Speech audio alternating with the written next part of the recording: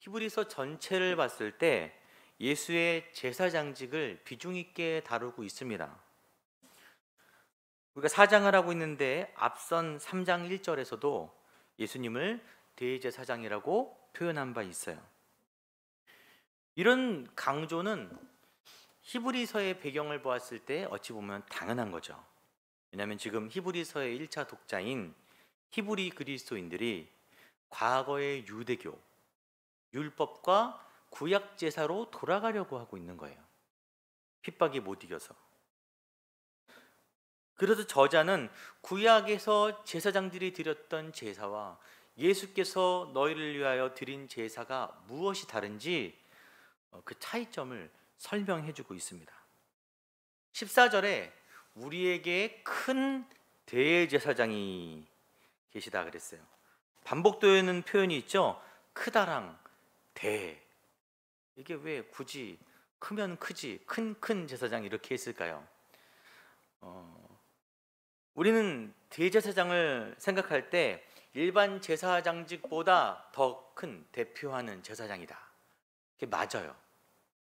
번역이 약간 좀 오해할 만한데 그 앞에 쓰인 큰이란 말은 좀 느낌이 결이 다릅니다. 메가스라고 하는데 메가.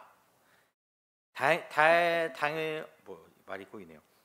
단지 크다라는 것보다 높은, 위대한 이란 뜻이에요.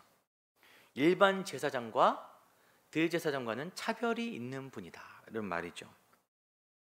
역사적으로 유대인들은 제사장직이 쭉 이어져 오는데 이는 아론의 반차. 여러분 반차란 말 들어보셨습니까? 멜기세덱의 반차 많이 들어보셨을 거예요. 근데 반차가 뭐냐면 계보예요. 계열. 멜기세덱의 계열, 아론의 계열. 우리가 히브리서를 하다 보면 이 반차에 대한 이야기가 또 등장합니다. 대대로 아론의 계열들이 제사장직을 맡았어요.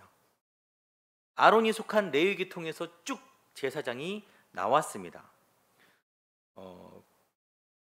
레위 제사장들을 통해서 속죄의 제사가 계속 역사적으로 이루어진 거예요.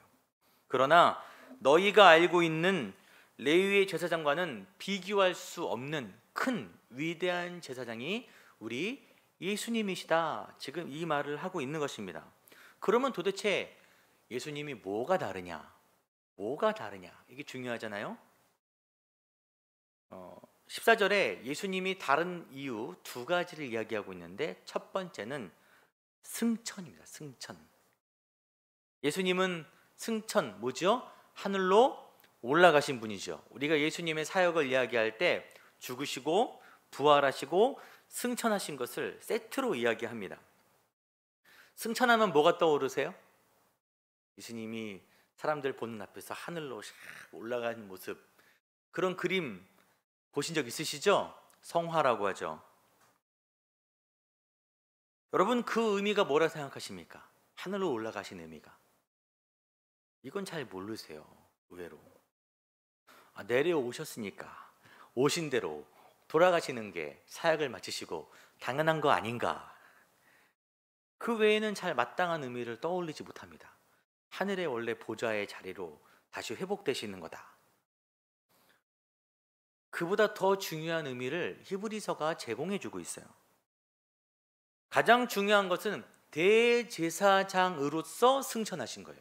그냥 하늘로 올라가신 게 아니라 구약의 제사장들이 백성들의 죄를 속죄하기 위해서 이스라엘의 종교력으로 7월 10일에 속죄일이거든요.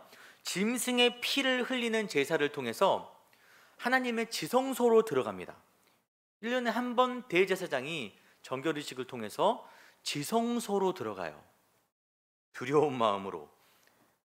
그렇게 백성들의 죄를 사하는, 없애는, 속죄하는 제사를 드리는데 그것을 매년 반복해요. 매년. 우리 백신 요즘 맞고 있는데 백신도 영원하지 않잖아요. 효과가 한계적이죠. 구약 제사도 그 효력이 한계가 있는 거예요. 1년. 다음 해에는 또 해야 되는 거예요. 왜냐하면 이는 완전한 제사가 아니기 때문입니다. 장차 오실 메시아의 제사를 예표하는 행위, 그림자일 뿐이에요. 그러면 예수님의 제사는 뭐냐? 히브리서 9장에 구체적으로 나와 있는데 같이 읽어보겠습니다. 시작. 그리스도께서는 장래 좋은 일에 대제사장으로 오사 손으로 짓지 아니한 것 곧 이 창조에 속하지 아니한 더 크고 온전한 장막으로 말미암아. 더 크고 온전한 장막이 뭐냐면 하늘 장막을 말해요. 하늘, 땅에서도 장막이 있었죠. 유대인들이 제사를 드리는. 그러나 하늘의 장막은 창조에 속하지 않는 거예요. 피조 세계에 속하지 않는 것입니다. 완전한 장막. 구약에서 손으로 지은 장막은 실체가 아닌 이 하늘 장막의 그림자인 거예요. 그래서 불완전합니다. 예수님은 승천하셔서 이 하늘 온전히 온전하고 더 큰 위대한 장막으로 들어가셨어요. 그리고 무엇 하셨냐면은 이어서 히브리서 9장 12절에 염소와 송아지의 피로 하지 아니하고 오직 자기의 피로 영원한 속죄를 이루사 단번에 성소에 들어가셨느니라. 짐승의 피가 아니라 자신의 피로 예수의 보혈로 영원한 속죄를 이루어서 단번에 들어가십니다. 이것은 인류와 하나님의 끊어졌던 관계가 회복되는 역사예요. 1년마다 하는 것이 아니라 완전히 회복되는 역사입니다. 단번에 들어갔다는 것은 단 한 번이란 말이에요. 더 이상 필요 없는 거예요. 더 이상 그 한 번으로 끝인 것입니다. 그리고 그 영원한 속죄는 지금까지도 앞으로도 그 효과가 이루어지는 거예요. 한계가 없는 영원한 속죄, 완전한 속죄, 우리가 믿기만 하면 추가적으로 더 할 필요 없이 우리가 구원받는 속죄가 이루어졌다는 것입니다. 예수님은 큰 대제사장으로서 단 한 번의 제사로 더 이상의 대가가 필요 없는 영원한 속죄를 이루셨다는 것이 바로 승천의 의미인 거예요. 숨겨진. 그리고 두 번째 예수님이 큰 제사장이신 이유는 14절에 하나님의 아들 예수이시기 때문입니다. 여러분, 예수는 신적 이름이에요? 아니면 사람의 이름이에요?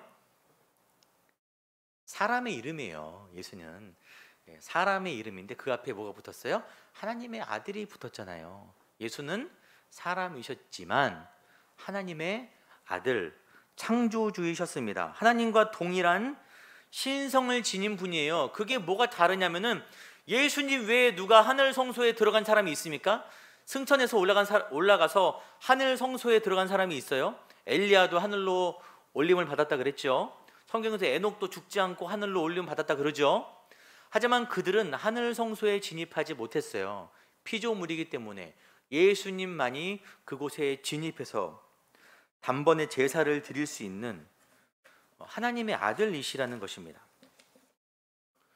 그렇게 해서 뭐가 이루어졌냐면 예수님이 돌아가셨을 때 여러분 눈에 띄는 현상들이 몇 개 있었는데 어두워지고 또 하나는 뭐가 찢어졌어요? 휘장이 찢어졌어요. 여러분, 휘장이란 것은 성막의 구조상 성소와 지성소를 나누는 두꺼운 천입니다. 직조물. 두꺼워요. 그래서 그 지성소에 들어가지 못하도록 막고 있는 벽의 역할을 하는 거예요. 죄악된 인간이 거룩하신 하나님께 나아가지 못하도록 두껍게 막아놨습니다. 함부로 넘어가면 어떻게 돼요? 지금은 상상하지 못할 일이지만 당시에는 죽었어요. 하나님의 거룩하신 임재 앞에서 죄악된 인간이 견디지 못하고 죽었습니다. 근데 예수님이 하늘로 올라가서 제사를 드리시고 히브리서 10장 20절에 우리를 위해서 휘장 가운데로 새로운 살 길을 열어주셨어요. 새로운 살 길. 지성소가 과거 사람들에게는 약간 두려운 존재, 경외의 대상이었다면 지금 우리에게는 은혜의 보좌가 된 거예요. 언제든지 하나님의 임재 앞으로 나아갈 수 있습니다. 저희가 예배 드릴 때마다 처음에 성소에 들어갈 담력을 얻었다 그랬죠? 예, 상징적인 의미를 갖는 거예요. 우리가 언제든지 하나님의 임재를 바라고 나아가도 괜찮다는 것입니다. 이것이 왜 중요하냐? 저희가 지난주 여러분의 마음을 무겁게 하는 말씀을 드렸어요. 지으신 것이 하나도 없나니 그 앞에 나타나지 않음이 없고 우리의 결산을 받으시리의 눈앞에 만물이 벌거벗은 것 같이 드러나느니라. 마지막 날 우리가 벌거벗은 것처럼 주 앞에 서는 것입니다. 여러분, 감출 수 있는 게 없어요. 못 감춥니다. 우리의 가장 속 깊은 마음까지 다 드러납니다.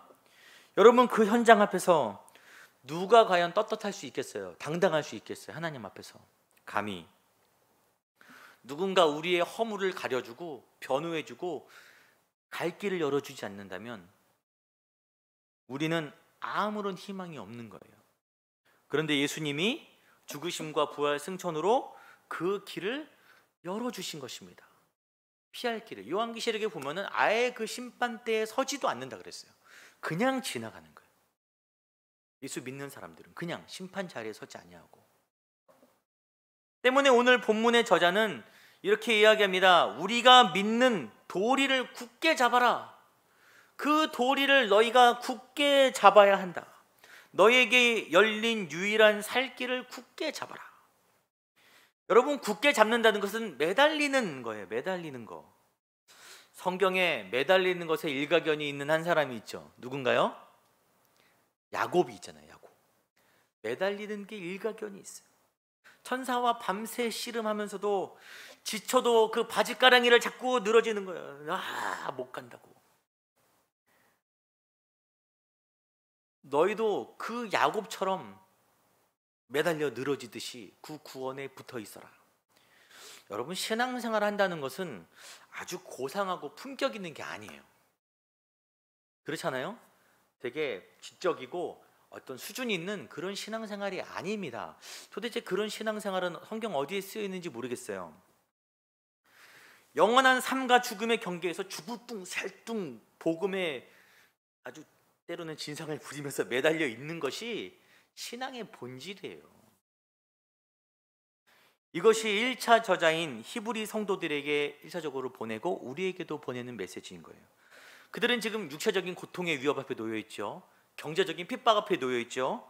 신학이 막 흔들리고 있어요. 유대교의 신학이 예수만 안 믿을 뿐이지 하나님을 믿는 건데 어떠냐, 유대교로 돌아와라, 황제 숭배 좀 하면 어때? 만약 혼란 앞에서 괴로우니까 흔들리고 있는 것입니다. 지금 그들에게 필요한 것, 또한 지금 우리에게 필요한 것은 이 복음을 향한 끈기예요. 어떻게든 이것을 붙잡고 늘어지지 않으면 여러분 다 휩쓸려 내려갑니다. 여러분 때 괜찮을 수 있어요. 여러분 자녀 세대 때 다 휩쓸려 가버립니다. 없어요. 딱 여기까지 이야기를 하고 다음 이야기를 할 텐데, 저를 더 어린 시절 항상 숨 막히게 하는 게 있었어요. 교회만 가면 이게 너무 숨 막히는 거예요. 수련회를 가고 강의를 들어봐도 이게 해결되지 않는 게 뭐냐면, 설교를 듣고 하면 A는 B다가 너무 명확한 거예요. 교회에서 성령과 동행하면 거룩한 삶을 살 수 있습니다. 회개하면 죄로부터 자유를 얻습니다. 너무 명쾌한 거예요. 그럼 성도들이 옆에서 다음에 아멘을 하시는 거예요. 아멘. 그럼 나만 혼자 막 부대끼는 거예요. 맞는 말이죠. 하지만 너무 교과서 같은 말이잖아요. 저에게는 허공에 뜬 이 구름 같은 너무 형이상학적인 그런 이야기였어요. 굉장히 심각하게 고민을 했었습니다. 나만 비정상인가? 나만 바닥에 깔려서 막 현실 세계에서 허우적거리고 있는데, 신학적 얘기들이 도대체 예수님이 구원하신 거 알겠는데 나에게 어떤 은혜가, 나에게 뭐 어쩌라고 힘들어 죽겠는데 지금, 그런 생각이 막 드는 거예요. 저는 그래서 아직까지도 제 연약함인데 열등감이고, 신앙적으로 너무 자신감 있는 사람에 대한 본질적인 거부감이 있습니다. 저게 가능한가? 난 아닌데. 오늘 본문만 해도 그래요. 히브리 성도들에게 예수님이 살 길을 열어주셨으니까 그 길만 붙드십시오. 근데 히브리인들은 지금 당장 고난 앞에 놓여 있잖아요. 위기 앞에 놓여 있잖아요. 근데 너무 뚱그른 거는, 구원이 물론 좋지만 너무 먼 이야기들, 그렇지 않습니까? 그래서인지 15절이 너무너무 저에게는 은혜가 됩니다. 다 같이 읽어볼까요? 우리에게 있는 대제사장은 우리의 연약함을 동정하시 못하실 리가 아니오. 모든 일에 우리와 똑같이 시험을 받으신 이로되 죄는 없으시로다. 여기서 핵심은 연약함입니다. 연약함. 그냥 연약함을 이해한다는 것이 아니라 예수의 성육신과 연결되어 있어요. 여러분, 이 연약함이라는 말이 아스데네이라 그래갖고 의학적, 종교적, 이렇게 복합적 용어인데 신체와 영혼과 정신의 연약함을 다 포함합니다. 예수님이 이 땅에 오셨을 때 연약함을 입으신 거예요. 정신적으로도, 예수님이니까 정신은 괜찮으실 거야. 아니에요. 정신적으로도, 육체적으로도 우리와 동일한 연약함을 입고 오셨습니다. 여러분, 이게 우리에겐 당연하죠. 왜냐하면 어렸을 때부터 성육신 얘기를 들었잖아요.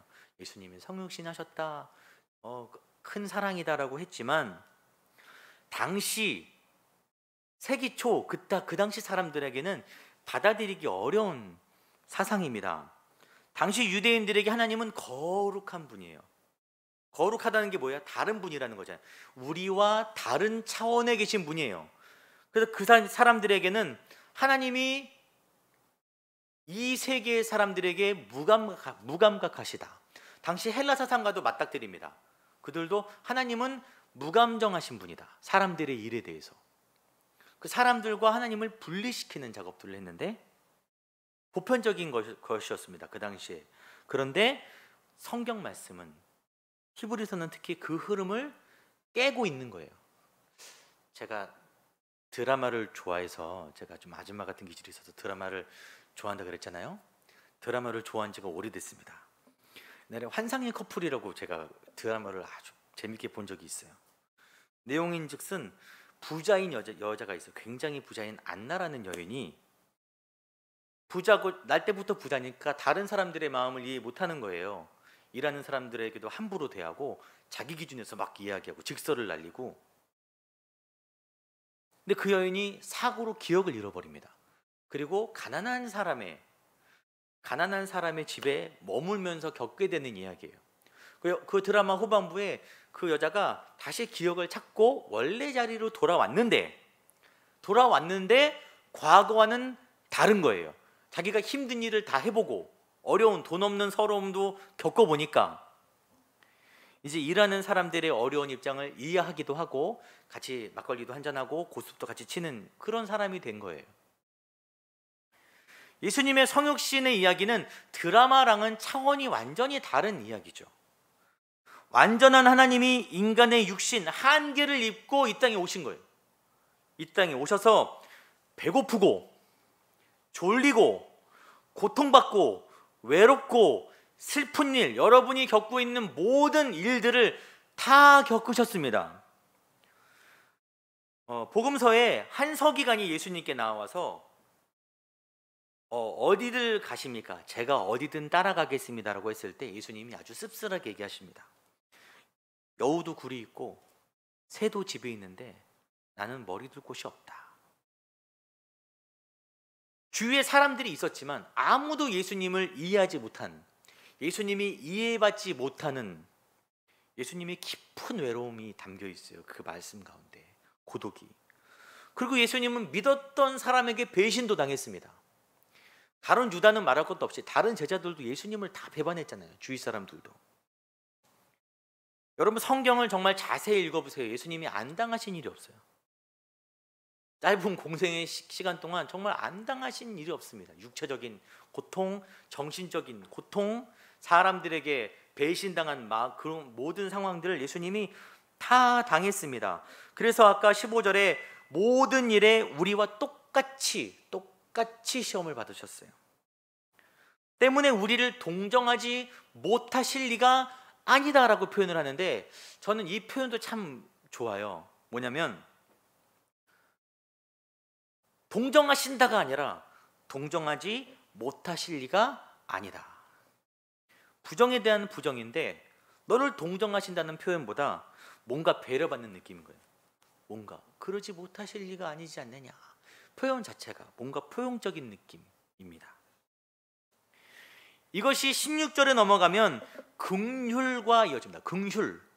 하나님 우리를 긍휼히 여기신다는 그랬는데 이 긍휼이 자비예요. 자비. 얼마 전에 석탄일이었죠. 우리가 그 석가의 자비를 이야기하는데 자비의 원조는 우리 하나님이시죠. 자비하심. 바클레이라는 학자가 이 자비가 뭐냐면은 하나님이 인간을 이해하는 능력인 거예요. 하나님의 자비는 나를 이해해 주시는 거예요. 예수님이 나를 이해해 주시는 것입니다. 왜냐하면은 다 겪어보셨기 때문에. 이것이 우리가 구원받는데 꼭 필요한 요소예요. 나 같은 죄인, 나 같은 연약함, 예수님이 다 안다. 내가 너 상황. 우리가 흔히 네가 나에 대해서 뭘 알아 이렇게 얘기하죠. 네가 나에 대해서 뭘 알아? 예수님은 다 아세요. 내 한심한 모습을 다 아시고, 내 비겁한 모습을 다 아시고, 찌질한 모습, 연약한 모습 다 아세요. 그 모습을 다 이해하시고 동정하시는 분이시란 것입니다. 예수님 앞에 이해받지 못할 분이 이 자리에 아무도 없어요. 저 여러분 가운데.